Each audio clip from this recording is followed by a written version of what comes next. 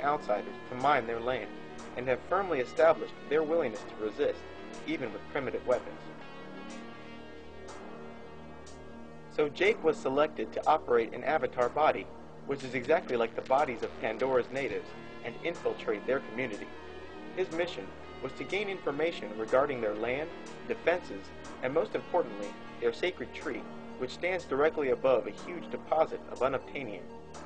Upon arrival, he is initially met with hostility, but the pure spirits released by the sacred tree shine their favor on Jake and provide the first indication that he had been chosen. The hostility he was initially met with turns into acceptance, and slowly, Jake begins to feel affection for the natives. Further, he is growing increasingly close to Natiri, who is the daughter of the clan leader. After telling the Na'vi that he had been sent to infiltrate them, Jake once again finds himself an outcast. But Jake still wants to help the Na'vi fight the RDA Corporation, so he sets out to do something that no native has done in generations: ride and control a dragging-looking animal the natives call the Last Shadow.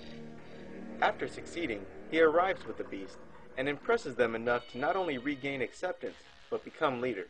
He sets out to unite all the neighboring tribes under his leadership, and they accept his leadership. Jake, with his army of natives, defeats the RDA Corporation and sends his surviving employees home. Instead of returning home, Jake decides to stay with the primitive people and take the local, Natiri, for a wife. At the end, he undergoes permanent body transformation into the body of a Na'vi. Even the movie's title alludes to who Jake really is. The word avatar has two definitions. The first is a human incarnation or embodiment of a god. The second definition is a virtual identity. This story sounds a bit like The Man Who Would Be King. A guy arrives to a primitive land with a con up his sleeve so that he may steal its valuable metals. But slowly, he comes to appreciate the natives and forgets about his original plan to get the gold and run. Ultimately, he becomes leader and decides to stay and take a wife. But what Avatar really sounds like is Pocahontas.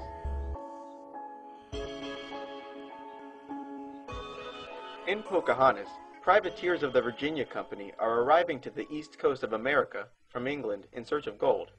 John Smith, the Jake Sully of Pocahontas, is one of those privateers. On his first scouting mission, he's spotted by a native Indian girl who had wandered away from her village nearby. The girl so happens to be the daughter of the chief. They begin a rather forbidden relationship, and soon John's relationship with his gold-hungry leader sours. He begins to play the role of a negotiator and succeeds in preventing war between the natives and the British privateers.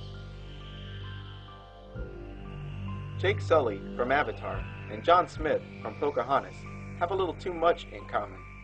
Both arrive to a primitive land with other privateers in search for a valuable metal.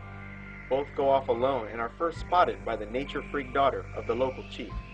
In Avatar, it's the Tree of Souls that shines its favor on Jake, while Grandmother Willow from Pocahontas fancies John Smith. Both would eventually be captured. Both Pocahontas and Natiri from Avatar are being pressured to marry a skilled and humorless warrior for which they have no desire. Both pairs fall in love, and finally, both Jake Sully and John Smith would play the role of negotiators for peace. Only the ending is different. Another story of interest, written by James Cameron, is Strange Days. Strange Days is a seriously underrated movie. Strange Days was released in 1995 and takes place at the very end of the year 1999. The movie depicts an America in a state of martial law, where the economy has collapsed and the cops are as bad as the criminals. The film depicts a technology called squid. After being placed on the head, an apparatus containing squid receptors is capable of recording everything that its wearer is experiencing. These memories are recorded onto a disc, and by using the same apparatus, those memories can be replayed and experienced by anyone at any time. In the movie, the main character, a former cop named Lenny, is a black market dealer of electronically recorded memories. From an unknown source, he begins receiving first-person memory recordings of a series of murders. The story is well written and has a nice twist at the end. Squid, or superconducting quantum interference device, is a real technology. A squid is a small electronic component that detects extremely small magnetic fields. Most of the squid's real-world applications have yet to be discovered, but already this device has found scientific application. It turns out that biological organisms create weak magnetic fields, which makes the squid perfect for monitoring neural activity, which is electric in nature. Also, because of its sensitivity, squid can be used in MRI machines that don't have to expose the body to the powerful magnetic field that current MRI machines use. James Cameron also wrote the first 3 Terminator films and directed the first 2. The Terminator series certainly has a chosen one feel to it. The entire series of movies essentially chronicles the life of John Connor. John Connor is the future leader of the human race in our war with the machines. In this case, James Cameron and many others used machines to symbolize demons, or those who had undergone transformation.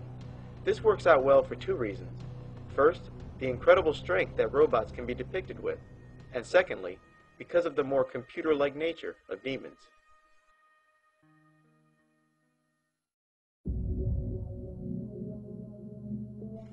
Most of us are familiar with the theme of a devilish version of oneself sitting on one shoulder while their angelic copy is sitting on the other.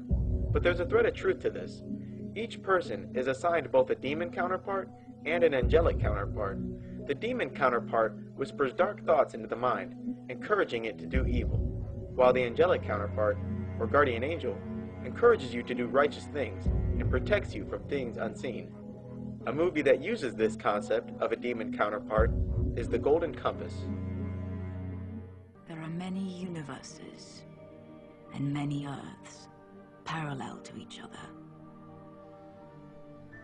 Worlds like yours, where people's souls live inside their bodies, and worlds like mine, where they walk beside us as animal spirits we call demons. In The Golden Compass, everyone walks around with their demon counterpart, which takes the form of an animal that stays at their side. The movie includes a universe with multiple dimensions, multiple copies of the planet Earth, and a mysterious element called dust, mysterious to the point of comedy. This dust, which is flowing from another universe, is entering into people by using their demons as an entry point. The Magisterium, the antagonist of the film, claim that this dust is making people act badly, and so begins researching a procedure to cut people's demons away. One of the Magisterium's success stories, shown here, had his demon removed, and now he just sits in a corner. I have a demon. Where's my Retta? Have you seen her? It's pretty clear that the movie was meant to instill in the minds of children positive connotations to demons. Surrogates is another movie that illustrates the avatar body concept, but uses machine symbolism instead.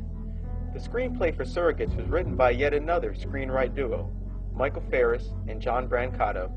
This pair, like Terry Rossio and Ted Elliott, have collaborated on a number of projects, including Terminator 3 and 4, Catwoman, and The Net.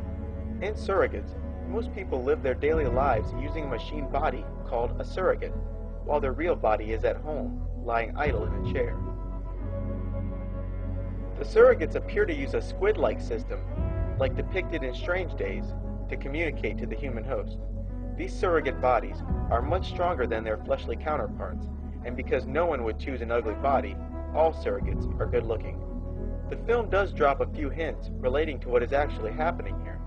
Meatbags, as they are called, are people who walk around in the flesh, rather than living their daily lives in a surrogate body. But when the term is used, it sounds more like a derogatory reference to a separate race, the race of the meatbags.